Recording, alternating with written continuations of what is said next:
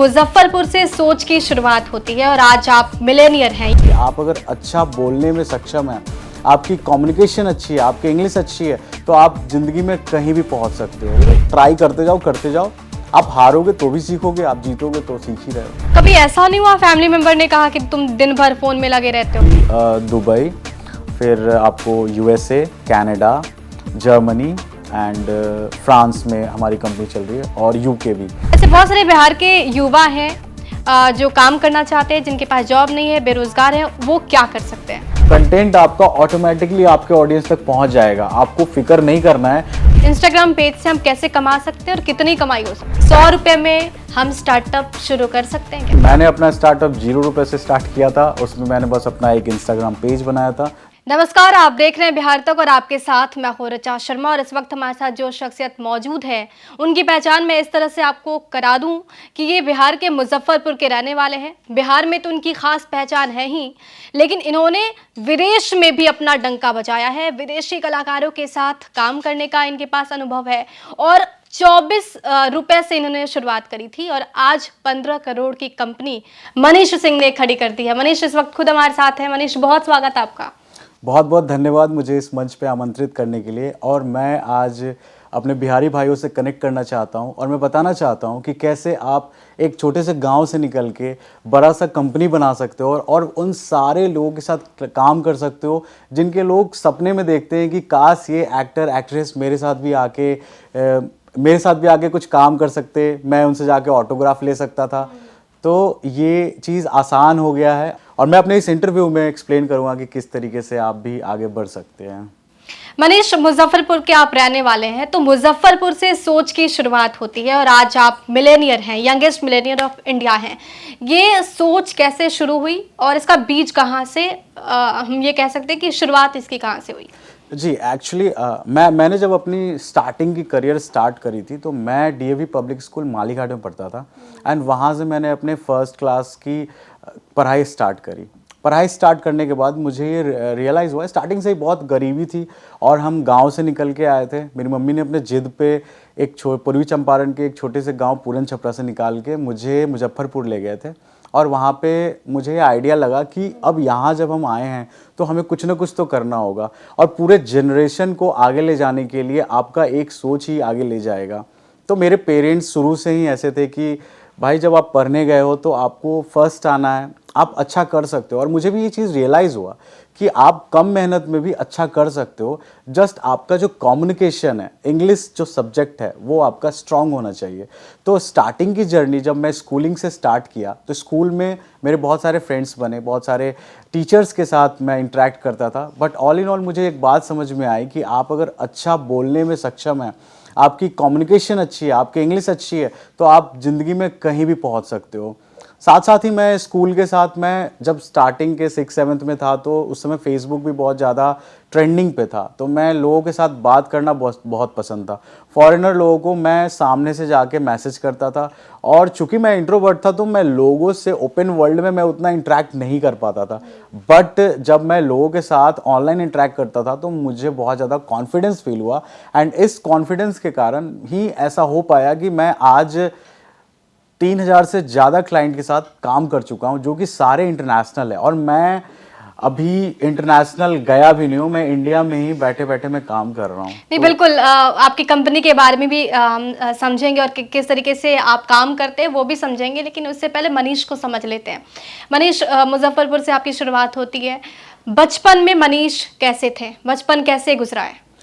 बचपन देखिए बहुत मुसीबतों से भरा था। एक्चुअली में क्या हुआ था कि जब हम गांव से आए तो मेरे अंकल और आंटी रहते थे मुजफ्फरपुर में, तो उनको भी शिफ्ट कराया गया था कुछ जॉब पर्पस के लिए। तो उनके बच्चे भी थे, साथ में मैं और मेरी दीदी, वो लोग भी आए और एक कमरे में रेंटेड घर में रहते थे।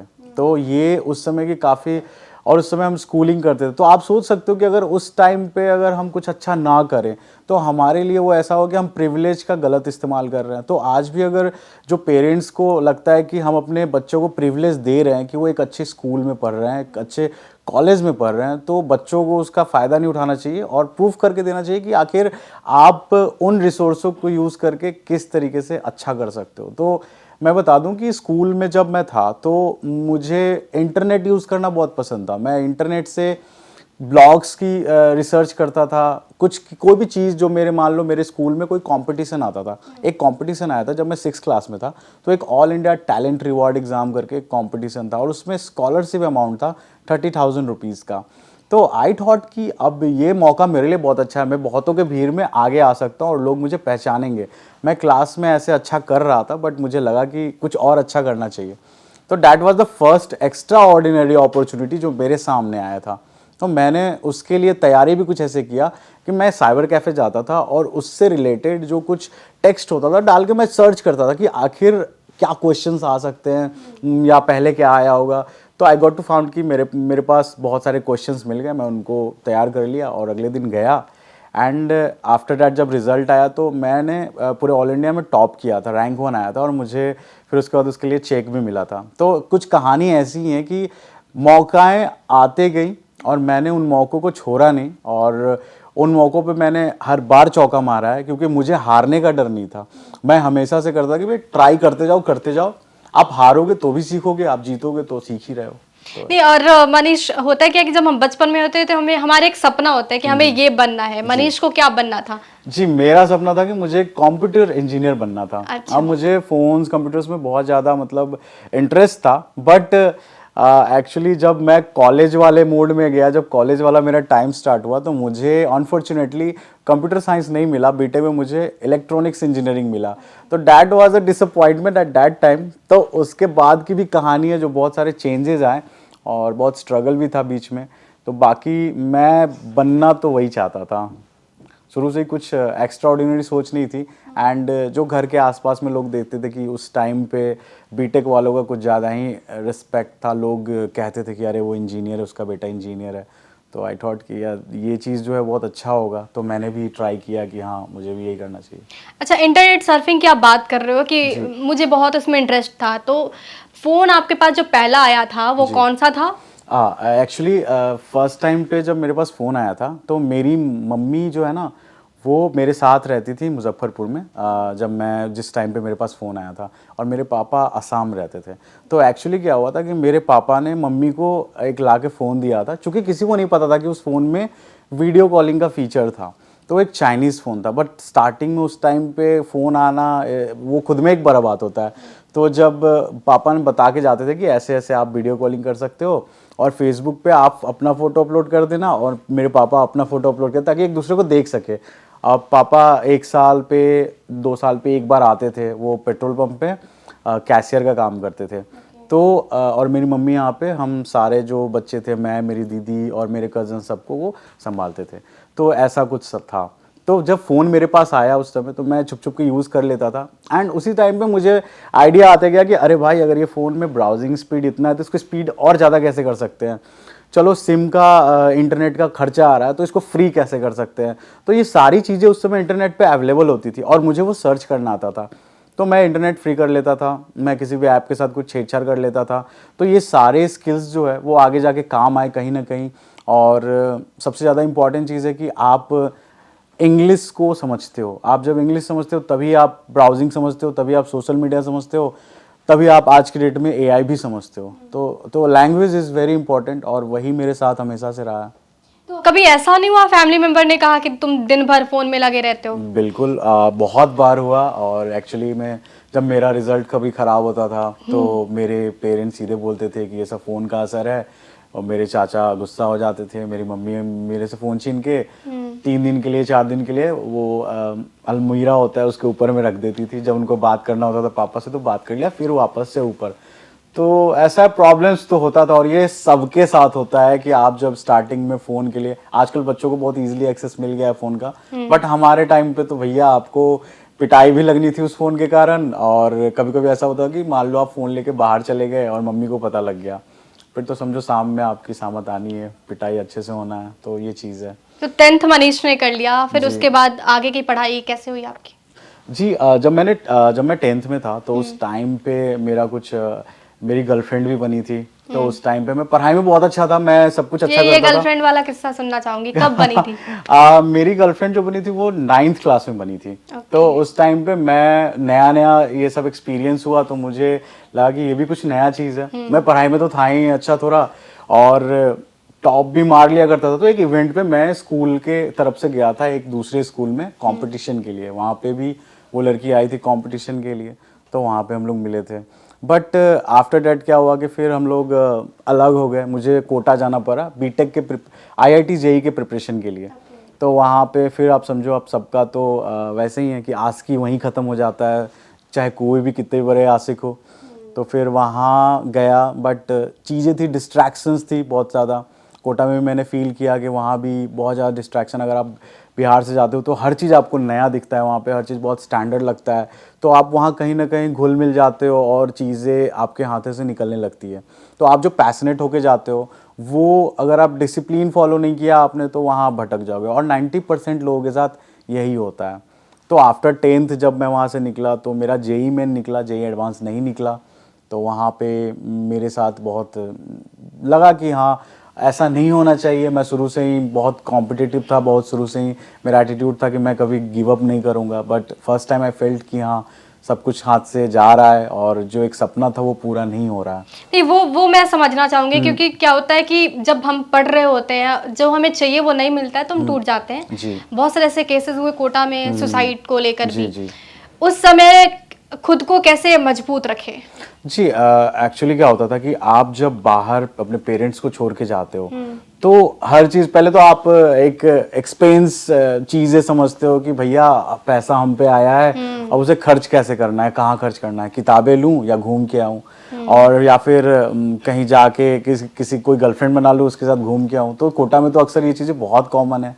बट वहाँ पे ना एक चीज़ था कि आप अगर अच्छे ग्रुप में, अच्छे संगत में रहते हो, टॉपर्स लोग के साथ रहते हो जो पढ़ाई में ज़्यादा इंटरेस्टेड होते हैं, तो आप वहाँ पे उस फिर रंग में ढल जाते हो कि हाँ भाई, मुझे भी पढ़ाई करना है, मेरा भी रैंक ऐसा होना चाहिए।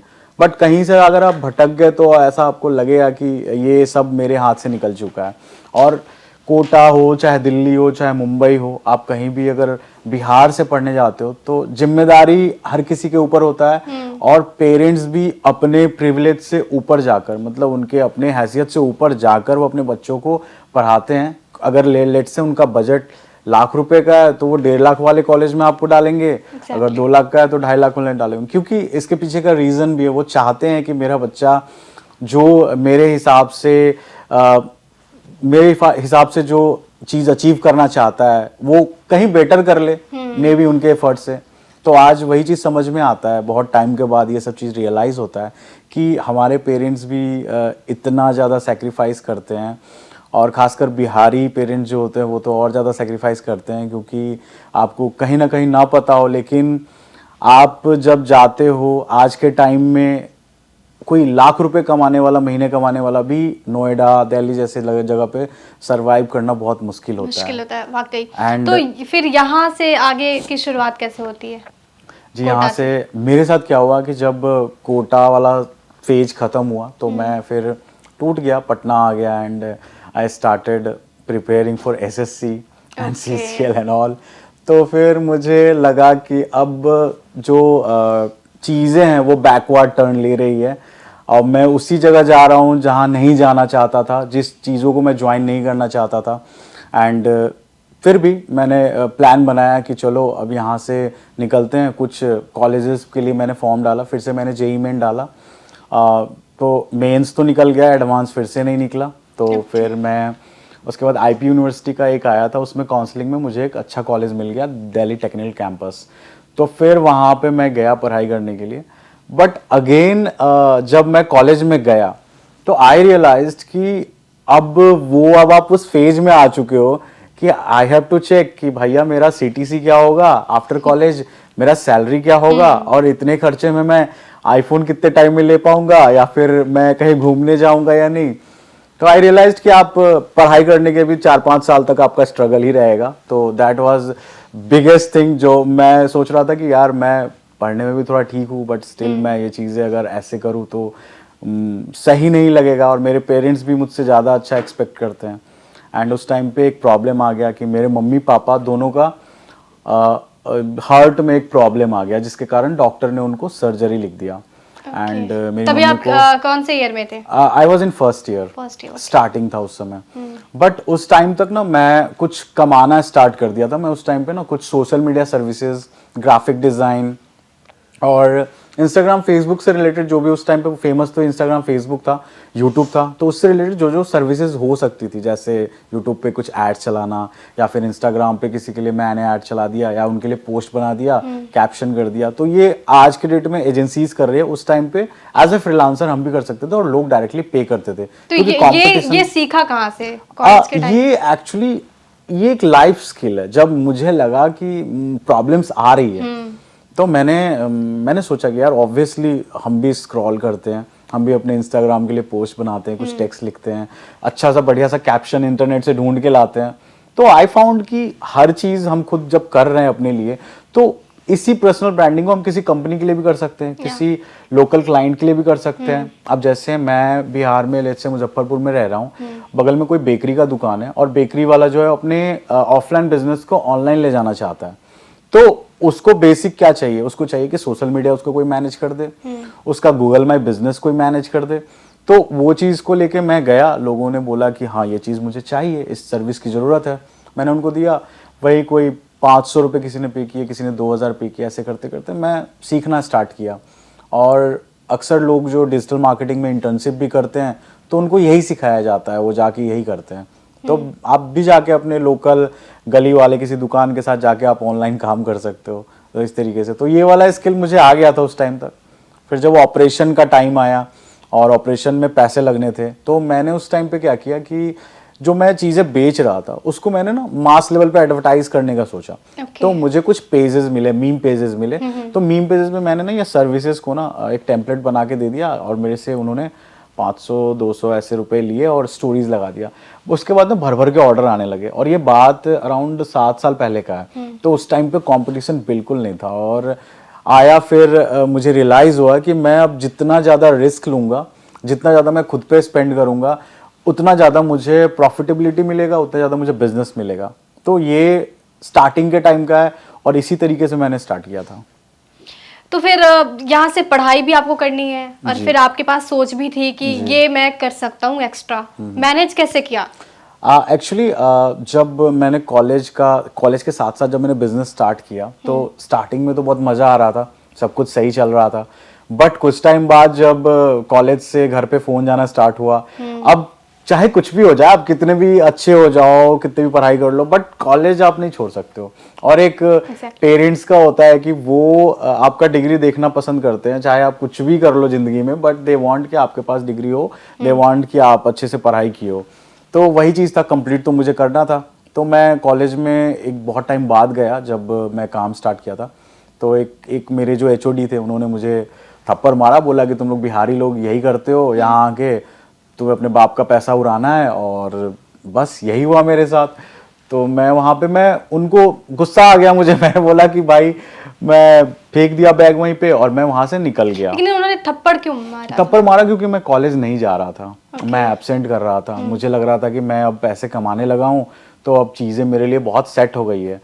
तो आफ्टर दैट मैंने कॉलेज जाना स्टार्ट किया फिर से। बट टीचर को रियलाइज़ हुआ कि ये और भी चीज़ें कर रहा है और उन्होंने मुझसे कुछ कुछ चीज़ें पूछा भी, तो उनको लगा कि he can also do such things. तो वो भी उन्होंने मेरे साथ ही कुछ कुछ करना स्टार्ट किया डिजिटल मार्केटिंग में। और मार्केटिंग बहुत बड़ा स्पेस है, इसमें कोई भी नया बंदा भी कुछ ना कुछ अर्निंग स्टार्ट कर सकता है। तो फिर वहाँ से मैंने कॉलेज भी मेरा मैनेज होना स्टार्ट हो गया। फिर लॉकडाउन आया। लॉकडाउन में सबके पास काफ़ी टाइम था हर चीज़ करने के लिए एंड हमने भी बहुत सारे स्किल्स पे फोकस किया। उसी टाइम पे मैंने कंपनी भी बनाया था। एट दैट टाइम, उस टाइम पे मेरा एज जो था 19 का एज था एंड मैंने कंपनी स्टार्ट किया। और पहला कंपनी बनाने के बाद मुझे अच्छे खासे डील मिलने लगे और फॉरेनर्स के साथ मेरा जो कनेक्शन स्टार्टिंग से था अब वो और ज़्यादा बेहतर होने लगा, क्योंकि अब मेरे पास एक प्राइवेट लिमिटेड कंपनी था। एंड एट दैट एज अगर आपके पास कंपनी आ जाए तो आप उसका बढ़िया यूज समझते हो। आप ऑनलाइन देखते हो कि मैं एज अ कंपनी क्या क्या सर्विसेज दे सकता हूँ, कितने ज़्यादा से ज़्यादा मैं रेवेन्यू हिट कर सकता हूँ। तो ये सारी चीज़ें थी। अच्छा, आप कैसे काम करते हो? अब आपकी कंपनी पे आते हैं। जी। मनीष, आपके कंपनी में किस तरीके का काम होता है और जी। प्रोसेस क्या है आपके काम करने का? जी, एक्चुअली मैं शुरू से ही किसी चीज़ को लर्निंग को लेके बहुत ज़्यादा अ, मैं किसी चीज़ को लर्निंग को लेके बहुत ज़्यादा डिसिसिव हूँ कि मैं किसी चीज़ को सोचा तो करता हूँ। एंड द थिंग इज़ कि अगर एक किसी नए चीज़ को सीखने में अगर आपको 6 महीने का टाइम लगता है तो you have to give that 6 month consistently. तो मैं कंसिस्टेंट काम में बिलीव करता हूँ। एंड साथ में क्या है कि मैं जो चीज़ों को सीख चुका हूँ, जिन चीज़ों को मैं करना अच्छे से जानता हूँ, मैं उनको अपने टीम में डेलीगेट करता हूँ। उसके लिए मैं लोगों को हायर करता हूँ। जो रेपिटेटिव काम है, जिसको मेरे बिना भी किया जा सकता है, तो मैं उन कामों को अपने टीम में डेलीगेट करता हूँ एंड वो उन कामों को करते हैं। विज़न एक रहता है कि विज़न मेरा सेट है कि मुझे क्या करना है एंड उस विज़न के लिए मैं खुद को कितना ज़्यादा फ्री कर सकता हूँ ताकि मैं नए चीज़ें सीख सकूँ एंड उन नए चीज़ों से ही पैसे आते हैं। और मेरा बिजनेस करने का एक तरीका है कि मैं डे वन से ही किसी नए चीज़ को ही मोनेटाइज रखना चाहता हूँ, क्योंकि एट एनी कॉस्ट हम बिहार से आते हैं, हमारा माइंडसेट यही है कि भाई हम पैसा गंवा नहीं सकते हैं, क्योंकि जो आ रहा है वो ऐसा है कि मेरे लिए फर्स्ट टाइम जैसा है। आज भी जो कुछ आ रहा है वो ऐसा लगता है कि फर्स्ट टाइम जैसा है। तो we can't lose at any cost.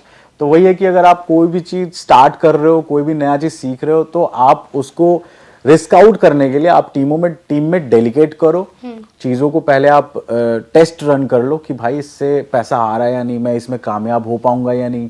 तो मैं इस तरीके से पहले मैं just trial and error method को फॉलो करता हूँ एंड जो चीज़ सही चला उसको फिर आगे काम करता हूँ, जो चीज़ नहीं चलता फिर उसको मैं ड्रॉप तो कर अभी देता तक हूँ। आपके पास कितने क्लाइंट्स हैं इंडिया मैंने टोटल अभी तक 3000 से ज़्यादा क्लाइंट को काम किया, With बट foreign? जो हाँ फॉरेन और सारे के सारे फॉरेनर्स हैं। एंड फॉरेनर्स के साथ काम करने का भी मेरा जो मेन मोटो ये है कि भैया आप इंडिया से काम कर रहे हो फॉरेनर्स के लिए, तो फॉरेनर जो है वो अच्छा पे करते हैं, बट आप जो उनके साथ काम करने जाओगे तो लेट्स से आप अगर किसी चीज का बजट 5000 रुपए रखते हो तो 50,000 रुपए आप उनको चार्ज कर सकते हो और उनके लिए स्टिल वो एक 10% ही अमाउंट होगा जो वहां की एजेंसीज चार्ज करती है।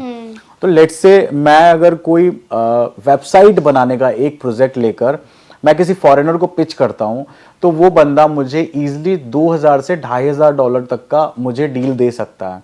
बट सेम चीज अगर वेबसाइट बनाने के लिए मैं इंडिया में किसी एजेंसी के साथ बनाता हूं तो मेरा वो काम 15 से 20,000 रुपए में हो जाएगा।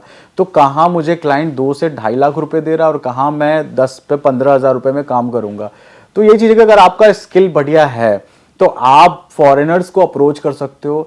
इसके पीछे भी बहुत सारी चीज़ें हैं कि आपका पर्सनल ब्रांडिंग होना चाहिए, आपका डे टू डे लाइफ में इंस्पिरेशन होना चाहिए कि भैया आप किनको मानते हो, किनको फॉलो करते हो और उनके काम से आप इंस्पायर्ड हो तो आप कर रहे हो। एंड इंडिया में भी ये चीज़ आप कर सकते हो अच्छे लेवल पे, बट क्वालिटी मैटर्स कि आपका क्वालिटी बहुत टॉप नॉच होना चाहिए। फॉरेन में भी आपको उसी तरह के लोग मिलेंगे जो इंडिया में लोग मिलते हैं, जिनके साथ आप कम्युनिकेट करते हो। तो बस आपका कम्युनिकेशन अच्छा हो, आपका हर प्रॉब्लम सॉल्व हो जाएगा। अच्छा, कोई फेमस क्लाइंट जिसके साथ आपने काम किया है फॉरेन में, कौन कौन से? मैंने बहुत सारे फेमस लोगों के साथ काम किया है। वन ऑफ देम आर जिसमें ड्रेक है एंड काइली जेनर है, फिर आपको अभी फ्रेंच मोंटाना के साथ काम हुआ एंड तो ऐसे बहुत सारे रैपर्स, आर्टिस्ट और सेलिब्रिटीज हैं जो और डिफरेंट कंट्रीज के भी हैं जिनका नाम मुझे याद नहीं है। जैसे जर्मनी की कोई एक्ट्रेस हो गई तो उसका मुझे याद नहीं, लेकिन you get to work with them और मुझे याद ये रहता है कि मैंने उनको सर्विस क्या देना है, उन्होंने उससे रिजल्ट क्या पाना है। तो ये चीज मुझे याद रहता है and that is the thing कि आप किसी के साथ भी वर्ल्ड के किसी भी कोने में जाके काम कर सकते हो। एक बहुत सही ट्रिक मैं बता देता हूँ आपको, अगर आप भी कहीं स्टार्ट करना चाहते हो ये काम करना, तो आप अगर इंस्टाग्राम पे जाते हो तो वहां पे एक लोकेशन का टैग होता है। आप ऊपर अगर टैब में आप सर्च करते हो किसी के नाम को, तो लेट्स से मैंने वहां पे सर्च किया दुबई, ठीक है। आपने दुबई के बारे में आप जान लो, आप गूगल पे जाओ, सर्च करो कि top 10 hotels in Dubai, top 10 restaurants in Dubai, तो वहां पे कि अमीर लोग आते हैं और वहां पे बहुत सारे फोटोज आपको मिल जाएंगे। आप लोकेशन खोलो, वहां पे जाओ, दुबई के लोकेशंस को सेलेक्ट करो एंड वहां पे जो लोग बैठे हुए हैं उनको आप डायरेक्टली पिच कर सकते हो वो सर्विसेज जिस सर्विस के लिए आप एलिजिबल हो कि आप उसको डिलीवर कर पाओगे। लेट्स से आपका एक स्किल है वीडियो एडिटिंग का, लेट्स से आपका स्किल है एसईओ का या फिर वेब डिजाइन का, तो आप उसके हिसाब से उनको एक पैकेज बना के दे सकते हो ताकि वो आपके क्लाइंट बन जाए। तो इस तरीके से बहुत ईजी है करना। अभी आपकी कंपनी का एक्सपेंशन किस किस कंट्री में? जी फिलहाल मैं अभी दुबई, फिर आपको USA, Canada, Germany and France में हमारी कंपनी चल रही है और यूके भी। तो इन सारे लोकेशंस पे हम बहुत सारे आर्टिस्ट के साथ, celebrities, models and companies, CEO, entrepreneurs, इन लोगों के साथ जो लोग हर एक नीश में अच्छा कर रहे हैं उनके साथ हम काम करते हैं। बेसिकली उनका पर्सनल ब्रांडिंग, उनका जो बेसिक बिजनेस यूटिलिटीज़ होता है, लेट्स से उनको ऑनलाइन बिजनेस में उनको ज़्यादा लीड्स चाहिए, ज़्यादा सेल्स चाहिए या फिर ज़्यादा उनको ब्रांडिंग चाहिए, तो हम उनको इस चीज़ में हेल्प करते हैं। ये इंटरनेट कितना इम्पोर्टेंट है?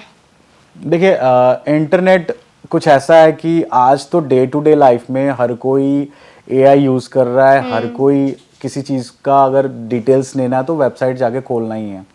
तो स्टार्टिंग के डे से ही ये चीज़ रहा है, बट अगर आपका एक्सपीरियंस है कि आप 5 साल का एक्सपीरियंस है, ब्राउजिंग एक्सपीरियंस, कि आप गूगल पे जाके किसी चीज़ को छान मार के ले आते हो, तो आप इंफॉर्मेशन बेस्ड अगर कोई भी काम करते हो या फिर आपको दुनिया का कोई भी चीज़ बनाना है, चाहे वो इंटरनेट से रिलेटेड हो, चाहे वो एक स्टार्टअप ही हो, आपको हर आइडिया ऑनलाइन ही मिल जाएगा।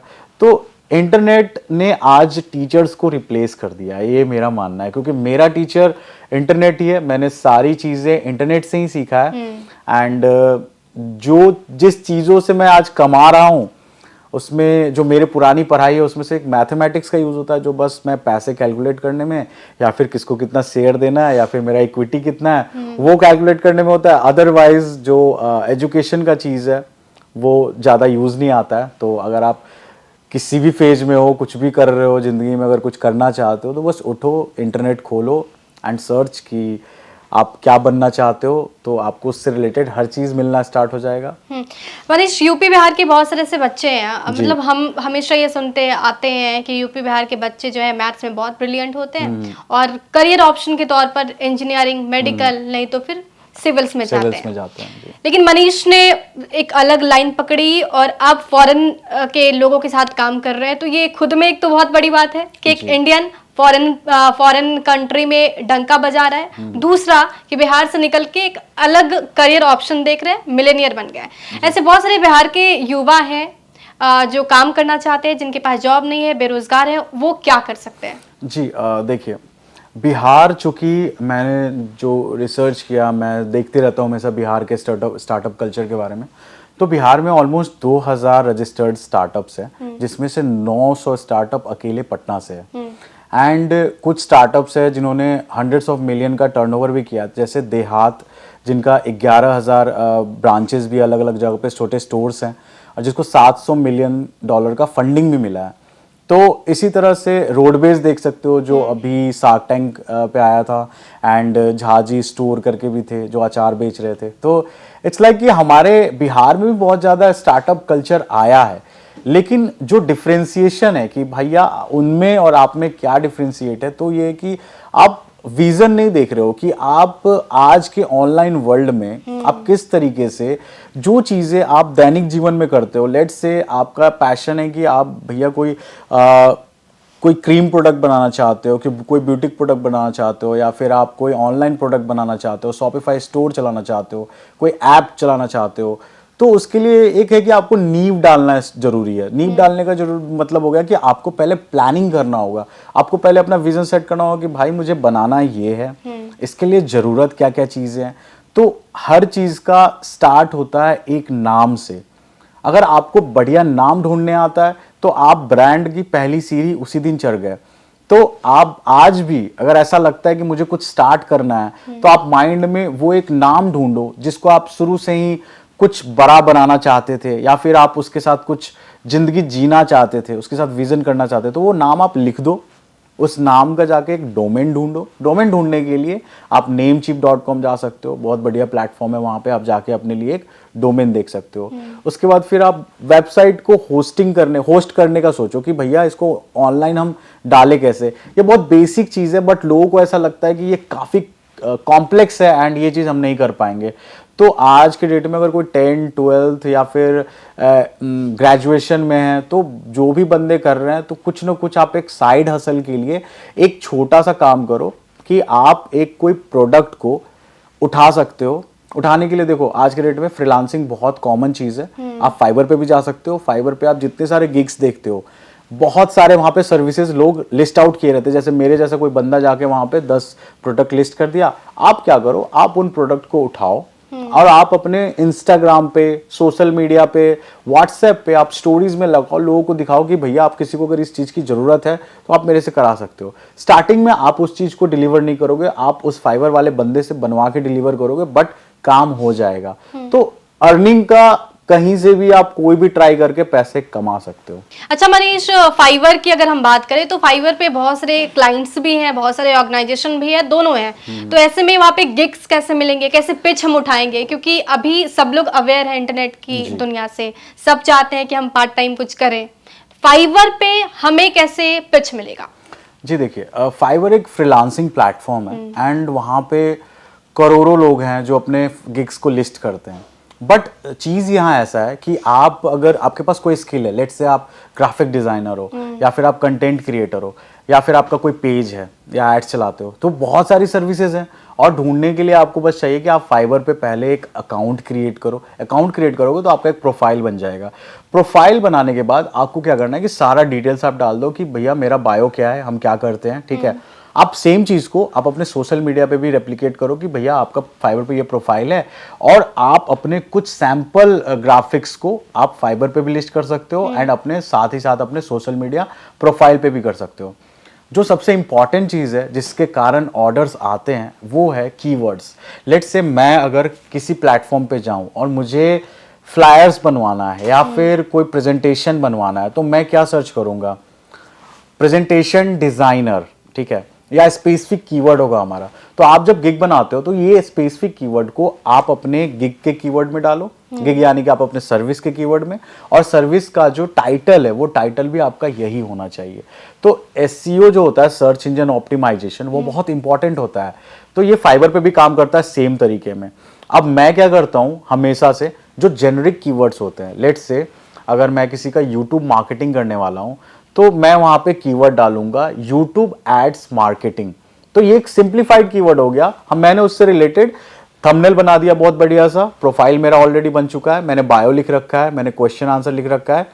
तो बंदा खुद ब खुद, हमारा क्या होता है कि फाइबर ऑटोमेटिकली वो गिग को दिखाना शुरू करता है। उन्होंने 100 लोगों को दिखाया, 100 में से अगर 5 बंदे ने भी क्लिक किया तो आपका गिग फिर नेक्स्ट 100 लोगों को दिखाया जाएगा। और इस तरीके से ऐसा होता है कि आपको मंथली बैठे बिठाए ऑर्डर आएगा। और ऑन एन एवरेज मैं भी अभी बैठे बिठाए, फाइवर एक जस्ट एक फ्रीलांसिंग प्लेटफॉर्म जिसमें मुझे डिलीवर करने में 5 मिनट लगता है, तो महीने का ₹1,00,000 वहां से ईजिली आ जाता है। तो एक साइड हसल के लिए आप भी अकाउंट बना सकते हो, आप भी कर सकते हो, क्योंकि आज नहीं तो फिर कब करोगे। और फ्रीलांसिंग से स्टार्ट करो, एक पोर्टफोलियो बनाओ, एक अपना प्रोफाइल बनाओ एंड फिर जाओ आप किसी कंपनी में काम करने। देखो आपको जॉब एक बार में मिलेगा। जॉब लेने का तो सबसे इजी तरीका यही है आज के डेट में कि भैया थोड़ा पोर्टफोलियो बना लो और जाके फिर बात कर लो। नीश की बात करें तो कौन सा नीश अभी बहुत ज़्यादा ट्रेंडिंग है? क्योंकि आप काफ़ी ग्लोबली एक्टिव हो और सोशल मीडिया भी हैंडल करते हो, लोगों का डिजिटल मार्केटिंग देखते हो, तो इसमें कौन सा नीश सबसे ज़्यादा आजकल चल रहा है? आज के डेट में जो हर कोई सबसे ज़्यादा फोकस कर रहा है वो पर्सनल ब्रांडिंग पे फोकस कर रहा है। चाहे वो हमारे प्राइम मिनिस्टर ही क्यों ना हो, चाहे वो हमारे बिहार के चीफ मिनिस्टर ही क्यों ना हो, तो उनका जो ब्रांडिंग का जो स्ट्रक्चर है वो अब चेंज हो चुका है। पहले था कि भैया कुछ भी आया कंटेंट या कोई अनाउंसमेंट है, so they just go to the social media and post it. But आज के डेट में वो अगर किसी इवेंट पे भी जा रहे हैं या किसी इवेंट पे उन्होंने कुछ अच्छा बोला है, तो वहां से क्लिप कट करके निकलेगा, वो बहुत सारे मीडिया पोर्टल्स पे डिस्ट्रीब्यूट भी होगा। तो ये एक बहुत बढ़िया नीश है कि पर्सनल ब्रांडिंग में अगर आप काम करते हो तो आपके पास काम की कमी नहीं होगी। नेक्स्ट जो एक बहुत कॉमन नीश है जो पूरे वर्ल्ड में फेमस है वो थीम पेज मार्केटिंग का है, जिसमें कि आप एक थीम से रिलेटेड, लेट्स से हमने चूज किया एजुकेशन नीश एंड उसमें हमने चूज किया 5 to 10 के स्टूडेंट से रिलेटेड हम कंटेंट डालते हैं उस पर, ठीक है, लोगों को हम सिखाते हैं। कोई भी जो कॉमन बंदा, हमारे बिहार के लोग हैं चाहे लड़कियां हैं, वो लोग ज्यादातर क्या करती हैं, आफ्टर 12th वो ट्यूशन पढ़ाती हैं और टीचर्स वाले जॉब में जाती है। तो बेटर ऑप्शन मैं बोलता हूं कि अगर आप सिखाने में ही आप बहुत ज्यादा इंटरेस्टेड है, तो आप उस चीजों को डॉक्यूमेंट करो, आप वीडियोस बनाओ, शर्माओ नहीं, क्योंकि देखो कंटेंट आपका ऑटोमेटिकली आपके ऑडियंस तक पहुंच जाएगा। आपको फिक्र नहीं करना है कि मेरे बगल वाले भैया क्या सोचेंगे या फिर मेरे चाचा क्या सोचेंगे। आपको बस एक कंटेंट बनाना है कि आपने लेट से आपने कोई 5 से 10 के बीच के एक टॉपिक उठाया, उस टॉपिक पे आपने वीडियो बनाया एंड इंस्टाग्राम फेसबुक पे ऑटोमेटिकली इंग्लिश कैप्शन आ जाता है, आप उसमें कुछ लिख सकते हो, टैग डाल सकते हो और आप पोस्ट कर दो। आप देखो कि आपको इंटरेक्शन आना स्टार्ट होगा। तो इसको बोलते हैं कि थीम पेज में आप अपना एक पेज बनाते हो जो एक ब्रांड बन जाता है आगे जाके। तो इसी तरीके से फिजिक्स वाला ने भी स्टार्ट किया था, उन्होंने अपना उन्होंने अपना यूट्यूब बनाया, उस पर कंटेंट डालते गए, अब वो एक नीश बन गया, खुद में एक नीश बन गया कि भैया ये ऑनलाइन पढ़ाते हैं इस सब्जेक्ट से रिलेटेड। तो उनको फिर उस पर फंडिंग मिल गया। तो ये एक छोटा सोशल मीडिया से काम आप भी स्टार्ट कर सकते हो क्रिएटर बनने का, और गवर्नमेंट भी बहुत सपोर्ट कर रही है क्रिएटर्स को। अच्छा, एआई का इस्तेमाल हम कैसे करेंगे अपनी अगर हम एज इन कि मुझे खुद का पर्सनल ब्रांडिंग भी करना है किसी के लिए भी, तो एआई का इस्तेमाल हम उसमें कैसे करें? देखिए, जैसे आज के डेट में सबसे जो फेमस एआई है वो चैट जीपीटी एआई है। तो आप अगर चैट जीपीटी खोलोगे तो आपको वहां पे फर्स्ट ऑफ ऑल जितने भी लोग हैं यहाँ पे, तो वो चैट जीपीटी पे साइन अप तो कर ही लो, क्योंकि वो हर जगह यूज होने वाला है। उसमें आपको एक वॉइस फीचर भी है जिससे आप कुछ बोलोगे तो वो आपके लिए काम कर देगा। काम करने का मतलब है, चलो मैं एक एग्जांपल देता हूँ कि आज मैं इंस्टाग्राम पे 5 पोस्ट डालूंगा, ठीक है, और वो 5 पोस्ट जो होगा, एक होगा वो इंस्पिरेशन बेस्ड होगा, दूसरा जो होगा वो क्लाइंट का वर्क शोकेस करने के लिए होगा, ठीक है, तीसरा जो होगा वो मेरा एक पर्सनल रील होगा, और चौथा मेरा पर्सनल लाइफ का पोस्ट होगा, ठीक है, पांचवा कुछ आप एक्सटर्नल कुछ ले लो वादियों से रिलेटेड। तो आपको अब इसके लिए कैप्शन बनवाना है, आपको एक कंटेंट का स्ट्रैटेजी बनाना है कि कैसा हो। तो आप डायरेक्टली चैट जीपीटी पे अगर बोलोगे कि plan me a 5 post calendar for my niche, जो आपका नीश है, लेट से मैं एजुकेशन नीश में हूँ, तो मेरे लिए 5 पोस्ट बना दो, जिस पोस्ट का पहला जो पोस्ट होना चाहिए वो इंफॉर्मेशन बेस्ड हो, एंड वो इंफॉर्मेशन किस चीज से रिलेटेड हो, तो आप जो नीश में जिस टॉपिक पे काम कर रहे हो वो अगर लिखते हो तो आपको उससे रिलेटेड कैप्शन हो, चाहे टाइटल हो, चाहे आर्टिकल हो, आपको वो लिख के मिल जाएगा। बहुत कॉमन प्रॉम्प्ट है, अगर आपको किसी टॉपिक के बारे में अगर आर्टिकल लिखना है तो आप डायरेक्टली उसको दे सकते हो प्रॉम्प्ट कि write an article about this topic, ठीक है। फिर आपने उससे 5 पॉइंट कलेक्ट करो आप गूगल से कि हाँ ये पॉइंट है, एंड उसने डाल दिया। फिर वहाँ पे हम उसको कमांड देंगे कि write an article using all the information, make sure it comes with title, subtitle, keywords, and it should be represented beautifully, make sure it should be professionally written. अब ये सिंपल इतना सा command डाल दोगे तो आपको एक proper article लिख के आ जाएगा जो कि आप कहीं भी प्लेस कर सकते हो। तो ये चीज़ है कि आप आज के डेट में चैट जीपीटी से ये भी पूछ सकते हो कि भैया मैं 12th पास किया हूँ और मुझे किसी कॉलेज में एडमिशन चाहिए जो कॉलेज इस स्पेसिफिक सब्जेक्ट में अच्छा काम करता हो, तो वो भी आप सजेशंस वहाँ से ले सकते हो। तो आज के डेट में एआई हर वो चीज़ पॉसिबल कर दे रहा है। लेट्स से आपने देखा होगा अभी एआई वीडियो एडिटिंग बहुत ज़्यादा आ रही है, एआई एवतार्स भी आ रहे हैं। तो बहुत सारे जो ऐप्स हैं, बहुत सारे प्लेटफॉर्म्स हैं, उन्होंने अपना एआई एवतार्स लॉन्च किया है। आप साउंड रेप्लिकेट कर सकते हो। तो ये चीज़ कहीं ना कहीं खतरनाक भी और कहीं ना कहीं ये काम को बहुत ईजी भी कर दे रहा है। जिस काम को करने में लोग 4 दिन 5 दिन लेते थे, आज वो 10 मिनट में हो जा रहा है। तो ये चीज़ है। मनीष, हमने एक थीम पेज बना लिया, एआई का यूज करके हमने कंटेंट भी वहाँ पे डाले हैं, लेकिन एक इंस्टाग्राम पेज अगर हम ले, इंस्टाग्राम पेज से हम कैसे कमा सकते हैं और कितनी कमाई हो सकती है? जी, एक्चुअली देखिए क्या है, आप जब इंस्टाग्राम थीम पेज आप क्रिएट करते हो या फिर आप एक ब्रांड से रिलेटेड कोई भी पेज क्रिएट करते हो, तो उस पर आप कंसिस्टेंटली कंटेंट डालना स्टार्ट करते हो।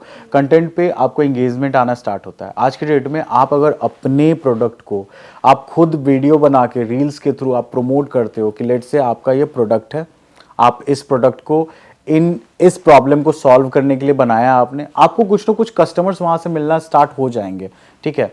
साथ ही साथ जैसे हमने स्टार्ट किया था कि 5 से 10 के क्लास के लोगों को एडुकेट करने के लिए हमने एक थीम पेज बनाया, ठीक है, उसमें हमने वीडियोस डाल दिया। अब क्या होगा कि उन वीडियोस के साथ साथ अब आपका लोगों के बीच में अवेयरनेस स्टार्ट हो गया होगा कि ये जो ऑनलाइन टीचर है ये बहुत अच्छा कंटेंट बनाती है और वो बताती अच्छा है, और उनको देख के लोग सीख रहे हैं, बच्चे सीख रहे हैं, ठीक है। तो आपने बीच में क्या किया कि आपने अपना एक ई बुक निकाला, ठीक है, और वो ई बुक भी आप एआई की मदद से बना सकते हो, क्योंकि आपको पूरा कमांड देना कि मेरा चैप्टर 1 ऐसा होना चाहिए, मेरा चैप्टर 2 ऐसा होना चाहिए, चैप्टर 1 में हमने ये एलिमेंट डाला। तो ये सारी चीज़ें आप वन शॉट में एक कमांड पे ये चीज़ें कंप्लीट कर सकते हो, एक ई बुक बना सकते हो, और उसको आप 200 रुपये 300 रुपये ऐसे करके आप एक रेजर पे का लिंक क्रिएट कर लिया। कोई भी पेमेंट गेटवे आप अगर जाओ देखोगे, ऑनलाइन चेक करना कि आप पेमेंट गेटवेज, रेजर पे बहुत फेमस पेमेंट गेटवे, आपने उस पर बनाया अकाउंट, उस पर अपना प्रोडक्ट लिस्ट किया एंड उसको आपने बायो में लगा दिया। अब कोई भी बंदा जो आएगा जिसको आपका कंटेंट अच्छा लगा वो डायरेक्टली जाके परचेज करेगा। आपने बीच में वेबिनार रख लिया, आपने बीच में लाइव क्लासेस रख लिया, या फिर आप एक ऑनलाइन पूरा का पूरा कोर्स ही दे रहे हो, तो वो सारा चीज़ पॉसिबल हो जाता है सोशल मीडिया के थ्रू। और थीम पेज पे ट्रैफिक बहुत ज़्यादा आता है क्योंकि आप कंटेंट कंसिस्टेंटली डालते हो, तो लोग क्लिक करते हैं और आते हैं। अब पहले था ये कि हम प्रोडक्ट सेल करते जी, थे, जी। अभी ये हो गया, आपने अभी बताया कि ऑनलाइन कोर्स भी आप सेल कर सकते हो, जी, जी। ऑनलाइन प्रोडक्ट भी आप ऑनलाइन सेल कर प्रोडक्ट, सकते हो। जी। मानिए कि हमें एडुकेशन का ही हम बात कर रहे जी। थे, तो मानिए कि हमें वही सेल करना है कि हम कैसे अच्छे से पढ़ा सकते हैं। इस पे हमने एक प्रोडक्ट बना लिया, पूरे वीडियोस बना लिया, उसको एग्जीक्यूट कैसे करेंगे? देखिए, क्या करना है कि आपको सबसे पहला चीज़ है कि आपने जो कोर्स में बताया है, ठीक है, उसका एक ब्रीफ का एक स्क्रिप्ट तैयार कर लो। आपको शूट करना है एक रील, ठीक है, आप उसके लिए टीम भी हायर कर सकते हो या खुद भी कर सकते हो। खुद करने के लिए बहुत ईजी, आप घूमते फिरते रहो, आप बताओ रील में। लोगों को एडुकेट होना पसंद है और आप एडुकेट करना आपको अच्छा लगता है, तो ऑल इन ऑल आप प्रॉब्लम ऑटोमेटिकली सॉल्व कर रहे हो। और उस प्रॉब्लम को सॉल्व करने के लिए आप कुछ ऐसी चीजें हैं, जैसे लेट्स से मैं आया और मैंने एक बिजनेस स्टार्ट करने से लेकर उसको स्केल करने तक का एक प्रोग्राम बनाया और वो मैंने आपको दे दिया, ठीक है, वो मैंने एक होस्ट कर लिया अपने एक प्लेटफॉर्म पे, एंड उससे रिलेटेड मैं वीडियोस बना रहा हूँ और आप उससे इंटरेक्ट करके कर रहे हो और आ रहे हो, तो वो डायरेक्टली आप परचेज करोगे। तो देखो ये चीज़ होता है कि आपको एक मार्केट में क्रेडिबिलिटी बनाना होता है। क्रेडिबिलिटी बनाने का मतलब हो गया कि आपके बारे में लोग बात करते हैं कि आपका जो कंटेंट है वो अच्छा है। तो लेट्स से आप मीडियाज़ में आते हो, आप न्यूज़ में आते हो कि हाँ आपकी कोई चीज़ है, आपका कोई प्रोडक्ट है जो ट्रेंड कर रहा है, जिसमें आपने इतना सेल निकाल लिया है, जिसमें आपने लोगों को इतना हेल्प किया है कि वो अब अपनी कंपनी स्टार्ट कर दी है, तो एक ब्रांड स्टोरी क्रिएट होता है आपके टेस्टिमोनियल के थ्रू। तो ऑल इन ऑल कोई भी बिजनेस हो, चाहे वो एजुकेशन का बिजनेस हो, चाहे वो सेल्स हो, मार्केटिंग हो, कोई भी बिजनेस में आपका एक सेल्स का जो मैटर होता है, जिसमें आपका रेवेन्यू मॉडल होता है, वो प्रॉफिटेबल तभी होता है जब आपका प्रोडक्ट अपना हो एंड आप उसको इफेक्टिवली प्रमोट करने के लिए आप खुद आए हो एंड जिसमें आपका खर्च बहुत कम है। तो आप जब सीख लेते हो कि सोशल मीडिया मार्केटिंग कैसे होता है या फिर डिजिटल मार्केटिंग के कुछ चीज़ें सीख लेते हो, जिससे कि लेट्स से मैं अपने बिजनेस को गूगल पे कैसे लिस्ट कर सकता हूँ, गूगल माई बिजनेस के थ्रू जाके, लेट्स से आप अपने वेबसाइट का, आप अपने प्रोडक्ट का वेबसाइट कैसे बना सकते हो, तो आप वर्डप्रेस पे जाके आप डायरेक्टली एक वीडियोस के थ्रू सीख सकते हो कि वर्डप्रेस पे वेबसाइट कैसे बनाते हैं। ये सर्च करो यूट्यूब पे, आप वेबसाइट बना लोगे। तो ये चीज़ है कि एक आप बस एक स्टेप बैक हो अपने करियर से, जो आप करना चाहते हो उसको आप ऑनलाइन लाकर देखो, आपको नाम भी मिलेगा, आपको पैसा भी मिलेगा और आपको क्रेडिबिलिटी भी मिलेगा मार्केट में। मनीष, क्योंकि मैं डिजिटल मार्केटिंग के सरताज के साथ बैठी हूँ, महारथी के साथ बैठी हूँ, तो मुझे लगता है ये सवाल मैं आपसे पूछूं, 100 रुपए में हम स्टार्टअप शुरू कर सकते हैं क्या? जी बिल्कुल, बिल्कुल शुरू कर सकते हैं। मैंने अपना स्टार्टअप 0 रुपए से स्टार्ट किया था। उसमें मैंने बस अपना एक इंस्टाग्राम पेज बनाया था जो मैं खुद ही हैंडल करता हूँ, आज भी हैंडल करता हूँ। तो ये चीज़ है कि आप जहाँ ऑनलाइन दिख रहे हो, चाहे वो वेबसाइट हो, चाहे वो सोशल मीडिया प्लेटफॉर्म हो, चाहे फिर वो आपका सिर्फ व्हाट्सएप का एक ग्रुप हो, फेसबुक का ग्रुप हो, आप कहीं से भी अपना बिजनेस स्टार्ट कर सकते हो। आप अगर कोई छोटा स्मॉल स्केल पे कोई बिजनेस करते हो तो आप एक काम करो, आप उसको फैलाओ। फैलाने का मतलब कि आप टॉपिक बनो, आप मोमेंट कहीं पे भी आप बैठे हो तो आप अपने बिजनेस के बारे में बात करो कि हाँ मेरा ये एक प्रोडक्ट है और मैं ये लोगों को बेचना चाहता हूँ, आपको ये प्रोडक्ट कैसा लग रहा है। तो लोग लाइव रिव्यू देंगे, आप उनको रिकॉर्ड करो, आप अपने पेजेस पे डालो। देखो, लोग स्टोरीज के थ्रू कनेक्ट करते हैं। आपका स्टोरी अच्छा होगा तो आपका ब्रांड चमकेगा, एंड यही तरीका है अपने ब्रांड को वायरल करने का। मनीष, आगे की प्लानिंग क्या है आपकी? आगे की मेरी प्लानिंग है कि मैं अभी फ़िलहाल खुद को मोर इंसाइटफुल पर्सन बनाना चाहता हूँ, लेकिन जो नेक्स्ट मेरा प्लान है वो है कि मैं अपने बिहार के लिए भी कुछ करूँ। And the main perspective is कि मैंने बहुत कम एज में, 18 साल की एज में मैंने अपनी कंपनी स्टार्ट कर ली थी। 19 साल की एज में मैंने बहुत सारी चीज़ें अचीव कर लिया। 20th में मैं यंगेस्ट मिलीनियर था फोर्ब्स पे, एंड उस टाइम पे मैं घर गाड़ी सब ले चुका था। तो मुझे आइडिया है कि किस तरीके से आप यंग एज में ही वो सारी चीज़ें अचीव कर सकते हो जिसके लिए लोग 35 साल 40 साल वेट करते हैं। तो आप अगर ये चीज़ करना चाहते हो, ये सीखना चाहते हो, तो इस चीज़ के लिए मैं एक डिजिटल यूनिवर्सिटी स्टार्ट करूँगा जिसमें कि लोग डायरेक्टली फ्री में आगे साइन अप कर सकते हैं और उनको पता रहेगा कि हम आगे क्या करने वाले हैं, हमारा फर्स्ट स्टेप क्या होना चाहिए, हमें कौन कौन सी स्किल्स का आइडिया होना चाहिए। अगर कोई आपके भैया है जो अच्छा कर रहे हैं, वो आके अगर आपको बता दे कि भाई अभी तू इस एज में है और इस अगले फेज में तुम्हें ये सीखना है, उसके बाद तुम्हें ये करना है, उसके बाद तुम्हें अपना कंपनी स्टार्ट करना है, उसके बाद तुम्हें अपना ई फाइलिंग करना है, फिर तुम लोन ले सकते हो, गाड़ी खरीद सकते हो, तो ये सारी चीज़ अगर कोई आपको बता दे पहले से, तो आपके माइंड में ये क्लियर रहेगा कि मुझे लाइफ में आगे क्या करना है। तो बेसिकली बिहार के लोग, चाहे पूरे इंडिया के लोग जो देख रहे हैं, उनको ये माइंड में ये पता होना चाहिए कि भाई आप एक सिंपल, बिना पैसे के भी आप कंपनी स्टार्ट कर सकते हो, आप उसे चला सकते हो और प्रॉफिटेबल भी बना सकते हो। मैं उम्मीद करता हूं कि मेरी इस कहानी को लोग कनेक्ट करेंगे एंड अपना जर्नी स्टार्ट करेंगे। देखो, सपने पूरे होते हैं, मैंने पूरे होते हुए अपनी आंखों से देखा है, तो आप भी पूरा कर सकते हो। और मैं भी उन्हीं गलियों से निकला हूँ जिन गलियों में आप अभी घूम रहे हो। बहुत शुक्रिया हमारे साथ जुड़ने के लिए मनीष। तो ये थे मनीष जिन्होंने 24 रुपए से शुरुआत की थी और आज डिजिटल की दुनिया के बादशाह आप इन्हें कह सकते हैं, और खास करके बिहार से निकल के और फॉरेन में भी कमाल किया, तो हम इन्हें कह सकते हैं कमाल बिहारी।